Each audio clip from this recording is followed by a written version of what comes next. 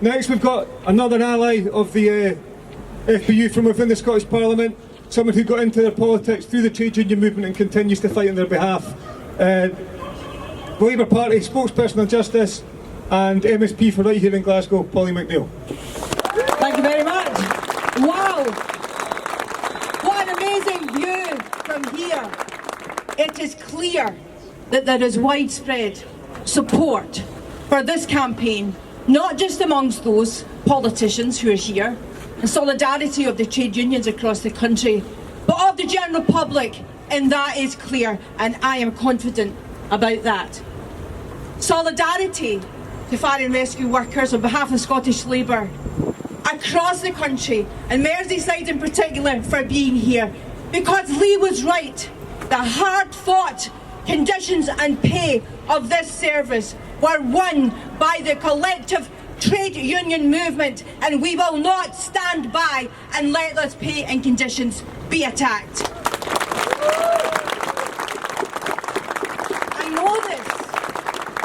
I know this because in my parliamentary career I have worked with the FPU over a decade and a half. So I can say quite clearly that it's a strong union, but I can also clearly say that there has never been such an acute attack on the fire service budget and the service of the fire and rescue service in our communities in my 19 years of parliamentary activity. And therefore, that's why the Cuts Leave Scars campaign is so necessary to support. Be under no illusion, because I was there at the Criminal Justice Committee when the evidence was given, and we almost fell off our seats to hear the hundreds of jobs that will go if this budget is not adjusted. Make no mistake, the 1,100 firefighters, if they are lost to this service, will decimate this service in every community up and down Scotland. Not just in Govan and Cowcaddens, in Fife and Edinburgh, and the rescue boat at Polmadie covering Loch Lomond, in Cruthole in the east, and the withdrawal of appliances in Hamilton. This is the level of cuts that this budget will see over. Every Labour MSP will stand up and defend those communities. I just want to mention some of the MSPs who are here, and I apologise if I've missed anyone. Alec Rowley's come down on the bus from Fife, Katie Clark, Boydell Chowdhury, Paul Sweeney, Richard Leonard, Pam Duncan Glancy. It's important to know that you have all of the Labour group behind this campaign. But I will say this, and I know Ivan McKee MSP's here, I agree this must be a cross-party campaign, and backbenchers of every single political party, including the SNP, must stand up against these cuts and tell the Scottish Government to think again.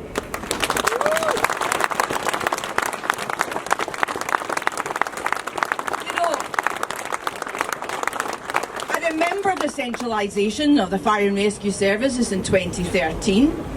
I remember what was said, or how this was going to be better for the service. Well, as I stand here today, a flat cash settlement, 5 years of cuts by the Scottish Parliament's own figures is a 57 million inflicted cut across the service. A flat cash settlement is a brutal settlement, and we demand change, and we demand change now, and we demand change when the Parliament goes back in September. And I agree with Lee, we're putting the message out today, but this is going to be a battle, that is for sure. I mean, I, as the party's spokesperson on justice, find it staggering that the justice budget, the biggest cuts in the justice budget, are in police and fire. It's utterly staggering. But I just want to echo what Maggie Chapman said, and we worked together on this.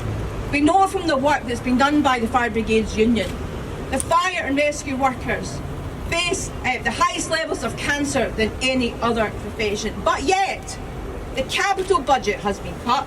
Over 100 fire stations are substandard. 11 have no water supply. 150 have no sufficient shower facilities and 100 with no toilet provision. That is utterly staggering in 2023.